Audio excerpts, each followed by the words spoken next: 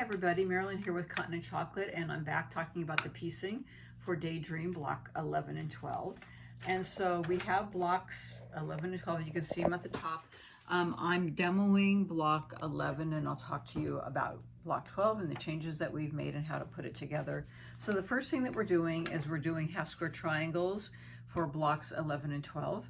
And so for block 11, you need to be putting together fabric 7 with the background, and you're going to be doing 6 of these fabric 7 3-inch blocks with your background and making 12 half square triangles. They're the 3-inch squares, and then you'll be cutting all those down to 2.5 inches. So I have those here, okay? And then for block 12, you're going to be doing 2 different colors. You're going to take 2 of your 3-inch purples, and I have some here, and then 2 of your 3-inch fabric 9s, and I have those here, and you're going to be pairing those with backgrounds. And so you need 8 finished fabric 9s, so you'll start with 4 there and 2 there, and you'll finish with 4 half square triangles of your fabric 8, and then 8 of your fabric 9s, and then of course all of those are cut down to 2.5 inches. And so I'm always using my block lock like I've done all the way around, all the way along, because they'll be slightly oversized, not tremendously, but slightly oversized to get down to that 2.5 inches. Okay, so now that you have your half square triangles done, they're going to show you the layout for block 11, and actually you'll see it here, but ta-da, you'll see it right here. So you're going to take one of these 2.5-inch purple fabric 8s, and then 3 of your half square triangles, lay them out as it shows in the diagram, and then you need 4 of those because you of course need 1 for each corner, and there's your layout there. Okay, so that's for block 11. 1 I have pieced, and then 1 is, you know, kind of laid out, and the rest need to be put together. Okay, and you can see it up in the corner right here, and that's your block all the way around. Now the other one is a little bit different layout. I know. So it's a square. It's one of your squares, and I don't have the half square triangles made yet, so you're going to have to envision it, but it's 2 of the different fabric 9 half square triangles and 1 of the fabric 8 going the opposite way, because it makes this different look going around the block. It has different visual look. So you need 4 of those, and you can see it right here. This is the block right here laid out. So you have that triangle facing outward with the square going this way and these 2 facing inward. And of course you need 4 of those. Okay, so just sit and look at the diagram and follow along, and you should be good to go. Okay, so we have our corner blocks. We've done many of these through our 12 blocks. So they're, you know, they're little 4 patches, should be no issue. Right, okay, so now let's turn this over. This is where I've changed the game again, where, you know, they're using a square and putting the points on, but again, if you look at it closely, it looks like 2 flying geese. So I've changed the cutting to make flying geese rather than doing these corner units. If you want to do this corner units, then you can cut the way that the sheet shows you. If you want to do it this way, which is, I like it better, but the difference is that you get a seam in the middle. Now, can you see that seam here? I know, that's probably the first thing you looked at and went, oh my God, look at that seam. Look at that seam right there. Of course you cannot see the seam. You didn't even know until I showed you. Okay, but it could be a plain square with these units added in the corner, like the pattern, or you can do 2 flying geese that are oversized and cut down.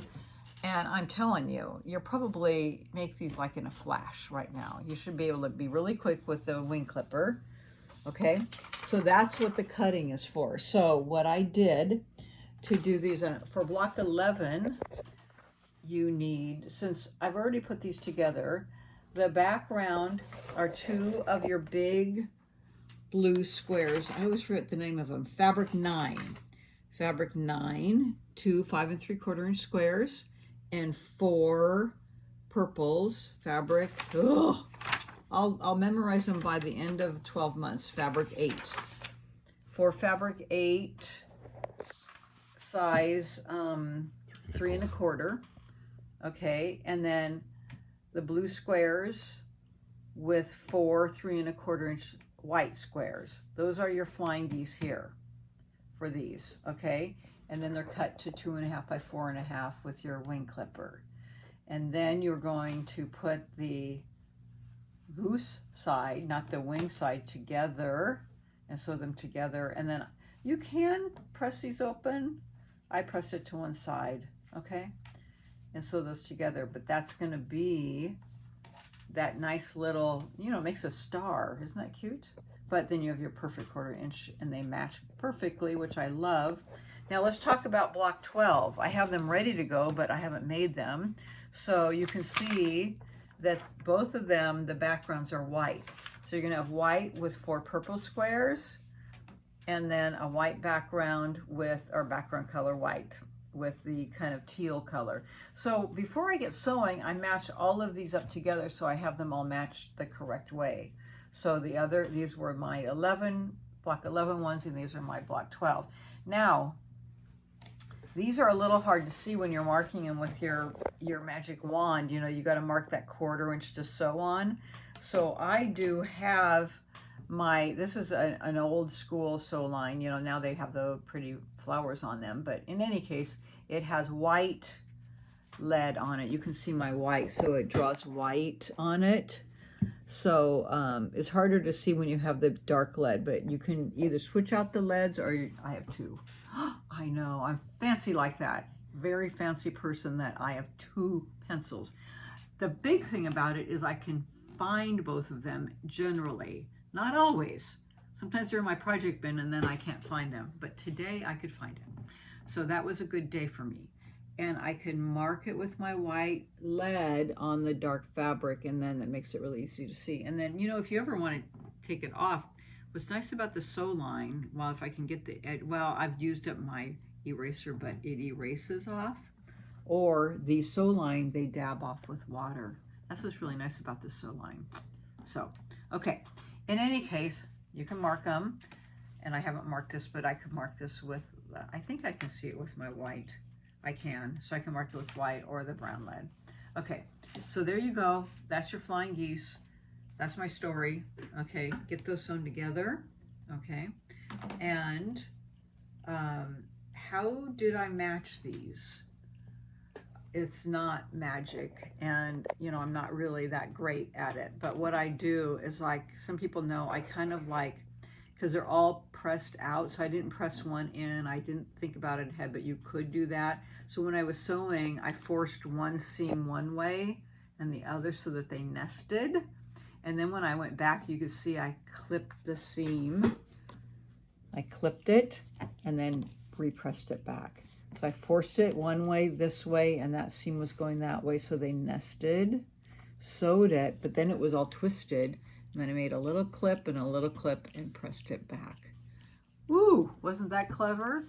Yes, I think so. And then look at their match perfectly.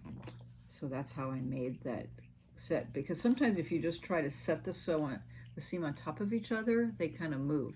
Now you can set it on top of each other and then like take the sew line glue stick and glue it, and it would probably stay. Also, when I pin it on a diagonal, it doesn't always stay. So this worked for me. You could try gluing it, or maybe you have another method. Okay, so there's that. All right, so now we have our block laid out. We just need a couple more like that, and then you're ready to sew. And of course, when I sew these on, I face it this way so that I can watch that where that seam allowance is, and it gets sewn in nicely for my point.